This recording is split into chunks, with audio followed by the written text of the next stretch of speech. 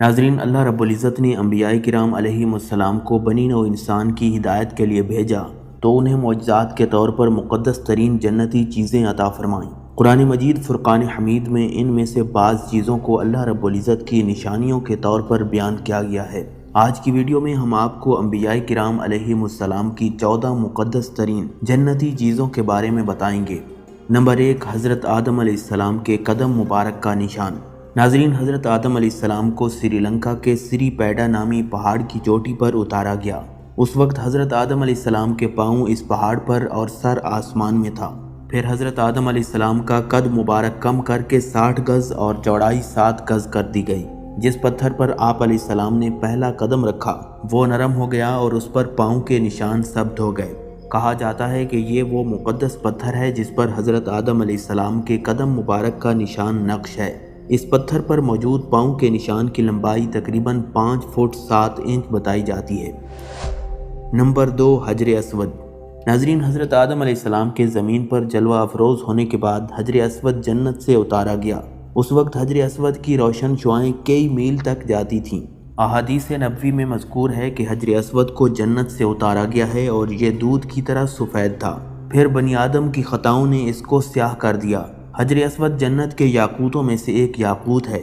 اس کو حضرت آدم علیہ السلام کے ساتھ جنت سے اتارا گیا۔ اسے لانے والے حضرت جبریل علیہ السلام تھے۔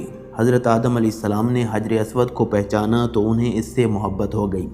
صحابی رسول حضرت عبداللہ ابن زبیر رضی اللہ تعالی عنہ کے عہد میں آتش زدگی سے پہلے حجر اسود ایسا چمکتا تھا کہ اس میں انسان کی صورت نظر آتی تھی۔ ناظرین، اللہ رب العزت نے جب حضرت سلیمان علیہ السلام کو ساری دنیا کی بادشاہت عطا فرمائی تو آپ علیہ السلام نے جنات کو ایک تخت بنانے کا حکم دیا جس کی لمبائی 3 کوس تھی۔ یہ تخت ہاتھی کے دانتوں سے بنایا گیا تھا جو لال، فیروزہ اور زمرد جیسے پتھروں سے مرصع تھا۔ اس تخت کے چاروں طرف سونے کی اینٹیں لگی ہوئی تھیں۔ اس تخت کے دائیں اور بائیں جانب 1000 کرسیاں لگائی گئیں جن پر حضرت سلیمان علیہ السلام کے وزراء اور درباری بیٹھتے تھے۔ جب حضرت سلیمان علیہ السلام اس تخت پر جلوہ افروز ہوتے تو تمام پرندے ہوا میں معلق ہو کر تخت پر سایہ کر دیتے۔ یہ تخت ہزاروں میلوں کا فاصلہ چند لمحوں میں طے کر لیتا تھا۔ اسے تخت طاؤس کے نام سے بھی جانا جاتا ہے۔ نمبر 4، حضرت سلیمان علیہ السلام کی انگوٹھی۔ ناظرین، حضرت سلیمان علیہ السلام کی انگوٹھی کو جنت سے اتارا گیا اور اسے سب سے پہلے حضرت داؤد علیہ السلام کے سپرد کیا گیا تھا۔ پھر حضرت داؤد علیہ السلام کی وفات کے بعد یہ انگوٹھی ان کے بیٹے حضرت سلیمان علیہ السلام کی ملکیت میں آ گئی۔ احادیث مبارکہ کی روح سے حضرت سلیمان علیہ السلام کی انگوٹھی کے نگینے میں کلمہ طیبہ نقش تھا اور اس کا رنگ آسمانی تھا۔ اس انگوٹھی کی تاثیر یہ تھی کہ انسان، حیوان، چرند پرند، جن اور پریاں سب ان کے پاس کھنچے چلے آتے تھے۔ حضرت سلیمان علیہ السلام سرکار دو عالم صلی اللہ علیہ وسلم کی نام کی انگوٹھی پہن کر امور سلطنت بڑے اچھے طریقے سے چلاتے تھے، اور جب یہ انگوٹھی ان کے پاس نہ ہوتی تو ان کے دل کو سکون و اطمینان نہ ہوتا۔ حضرت سلیمان علیہ السلام کی وفات کے بعد یہ انگوٹھی غائب ہو گئی۔ نمبر 5، مقام ابراہیم۔ حضرت ابراہیم علیہ السلام نے اللہ تعالیٰ کے حکم سے خانہ کعبہ کی تعمیر کی تھی۔ تعمیر کے وقت جب خانہ کعبہ کی دیواریں ہاتھ کی اونچائی سے اوپر ہو گئیں تو حضرت ابراہیم علیہ السلام ایک پتھر پر کھڑے ہو کر چنائی کا کام کرنے لگے۔ حضرت ابراہیم علیہ السلام کے قدم مبارک کی برکت اور تعظیم کے طور پر یہ پتھر موم کی طرح نرم ہو گیا اور اس میں حضرت ابراہیم علیہ السلام کے پاؤں مبارک کے نشانات نقش ہو گئے۔ اسے مقام ابراہیم اور ہجر اسماعیل بھی کہا جاتا ہے جو مسجد حرام کے صحن میں خانہ کعبہ کے قریب موجود ہے۔ نمبر 6، تابوت سکینہ۔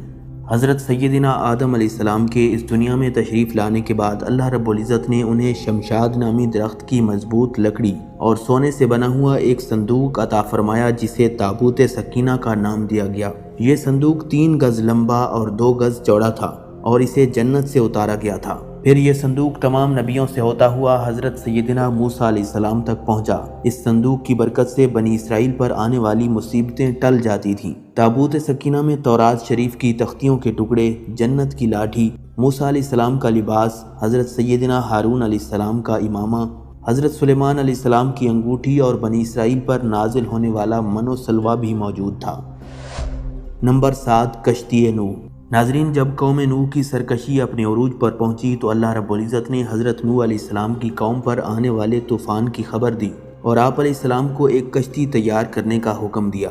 کشتی بنانے کے لیے لکڑی کی ضرورت تھی، چنانچہ حضرت نوح علیہ السلام نے ساگوان نامی کچھ درخت لگائے جن کی لکڑی بہت مضبوط تھی۔ یہ درخت 100 سال میں تیار ہوئے۔ پھر حضرت نوح علیہ السلام اگلے 100 سال تک کشتی بنانے میں مصروف رہے۔ حضرت نوح علیہ السلام کی کشتی 300 گز لمبی، 50 گز چوڑی اور 300 گز اونچی تھی۔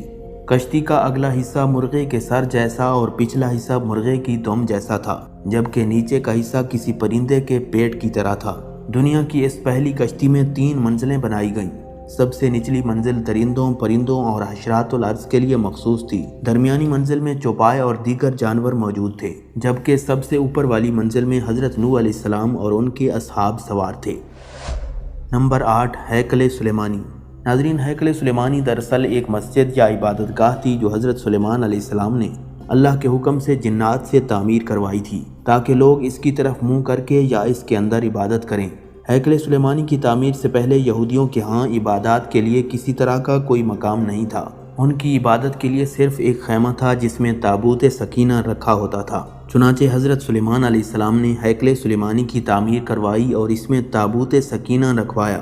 پھر بابل کے بادشاہ بخت نصر نے جب بیت المقدس پر حملہ کیا تو اس نے ہیکل سلیمانی کو مکمل طور پر تباہ کر ڈالا۔ یہودیوں کے مطابق مسجد اقصی کی موجودہ دیوار گریا ہیکل سلیمانی کا باقی ماندہ حصہ ہے، اس لیے یہودی یہاں ہیکل تعمیر کرنا چاہتے ہیں۔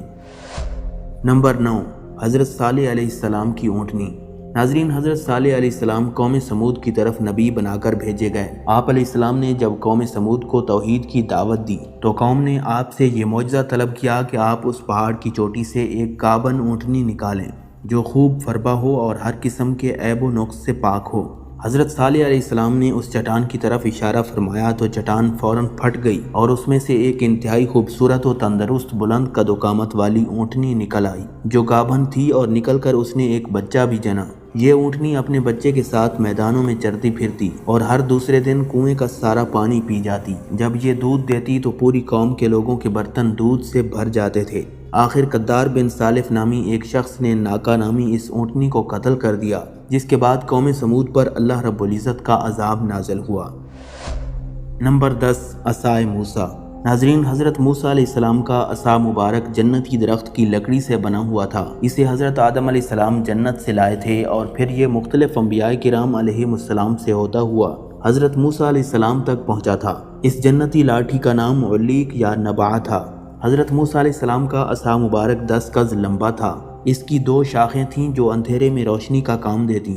یہ عصا سوتے میں پہرا دیتا اور چلتے ہوئے ساتھ ساتھ چلا کرتا تھا، دشمنوں اور درندوں کو مارتا تھا، کنویں سے پانی نکالنے کے لیے رسی بن جاتا اور حضرت موسیٰ علیہ السلام کا سامان بھی اٹھاتا تھا۔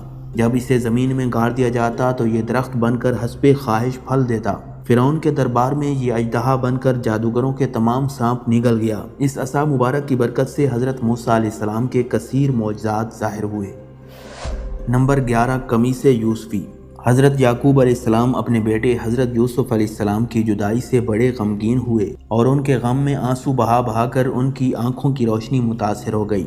کئی سال بعد جب حضرت یوسف علیہ السلام کو اپنے بھائیوں کے ذریعے والد محترم کی آنکھوں کی روشنی متاثر ہونے کا علم ہوا تو انہوں نے اپنی قمیص مبارک تبرک کے طور پر اپنے والد محترم کے لیے بھیجی اور فرمایا، میرا یہ کرتا لے جاؤ اور اسے میرے باپ کے منہ پر ڈال دینا، وہ دیکھنے والے ہو جائیں گے۔ جب حضرت یوسف علیہ السلام کے بھائیوں نے وہ کرتا حضرت یعقوب علیہ السلام کے چہرہ اقدس پر ڈالا تو حضرت یعقوب علیہ السلام کی بینائی واپس لوٹ آئی۔ اللہ تعالیٰ نے قرآن مجید کی سورہ یوسف میں قمیص یوسفی کا ذکر فرمایا ہے۔ نمبر 12، زمزم۔ آب زمزم تقریباً 5000 سال پہلے اللہ کے نبی حضرت سیدنا اسماعیل علیہ السلام کی ایڑیوں کی برکت سے جاری ہوا۔ آپ علیہ السلام کی والدہ حضرت سیدہ ہاجرہ رضی اللہ تعالی عنہا نے پانی کی تلاش میں صفا و مروہ کے 7 چکر لگائے۔ پھر جب وہ مروہ سے حضرت اسماعیل علیہ السلام کی طرف آئیں تو حضرت اسماعیل علیہ السلام زمین پر اپنی ایڑیاں رگڑ رہے تھے، جہاں سے اللہ تبارک و تعالیٰ نے پانی کا ایک چشمہ جاری فرما دیا۔ بعد ازاں زمزم کو ایک کنویں میں تبدیل کر دیا گیا جسے چاہ زمزم اور بیر اسماعیل کہا جانے لگا۔ نمبر 13، حضرت اسماعیل علیہ السلام کا مینڈھا۔ ناظرین، حکم خداوندی کے مطابق حضرت ابراہیم علیہ السلام نے جب حضرت اسماعیل علیہ السلام کو ذبح کرنے کے لیے لٹایا تو اللہ تعالیٰ نے جنت سے مینڈھا بھیج دیا جو حضرت اسماعیل علیہ السلام کی جگہ قربان ہو گیا۔ یہ وہی مینڈھا تھا جو حضرت آدم علیہ السلام کے بیٹے حابیل نے اللہ کے نام پر نذر کیا تھا اور یہ مقبول ہو کر حضرت اسماعیل علیہ السلام کے اس واقعے تک جنت میں موجود تھا۔ جنت کا آب و دانہ کھا کر یہ بہت فربہ ہو گیا تھا۔ حضرت ابراہیم علیہ السلام کے ہاتھ سے ذبح ہونے کے بعد اس کے سینگ ایک زمانے تک بیت اللہ میں لٹکے ہوئے تھے۔ حجاج بن یوسف کے زمانے میں جب کعبۃ اللہ میں آگ لگنے کا واقعہ پیش آیا تو یہ سینگ بھی اس آگ میں جل کر ختم ہو گئے۔ نمبر 14، حضرت یونس علیہ السلام کی مچھلی۔ ناظرین، حضرت یونس علیہ السلام جب کشتی میں سوار ہو کر جا رہے تھے تو لوگوں نے غلط فہمی کی بنیاد پر آپ علیہ السلام کو دریا میں ڈال دیا۔ اتنے میں ایک بڑی مچھلی نمودار ہوئی اور آپ کو نگل گئی۔ حضرت یونس علیہ السلام کو کئی اندھیروں کا سامنا تھا، رات کا اندھیرا، دریا کا اندھیرا اور مچھلی کے پیٹ کا اندھیرا۔ ان اندھیروں میں آپ علیہ السلام نے یہ دعائیہ کلمات پڑھے: لا الہ الا انت سبحانک انی کنت من الظالمین۔ تیرے سوا کوئی معبود نہیں، تو ہر عیب سے پاک ہے، بے شک مجھ سے بیجا ہوا۔ اس آیت کریمہ کی بدولت اللہ تعالیٰ نے حضرت ادریس علیہ السلام کو عاشوراء یعنی 10 محرم الحرام کو کئی دن مچھلی کے پیٹ میں رکھنے کے بعد آزادی عطا فرمائی۔ مچھلی کے پیٹ میں رہنے کی وجہ سے آپ علیہ السلام کو ذوالنون بھی کہا جاتا ہے۔ ناظرین، اسی امید کے ساتھ اجازت دیجیے کہ آپ کو ہماری ویڈیو پسند آئی ہوگی۔ ملتے ہیں بہت جلد ایک نئی تاریخی تحقیقی معلوماتی ویڈیو کے ساتھ۔ اللہ رب العزت آپ کا حامی و ناصر ہو۔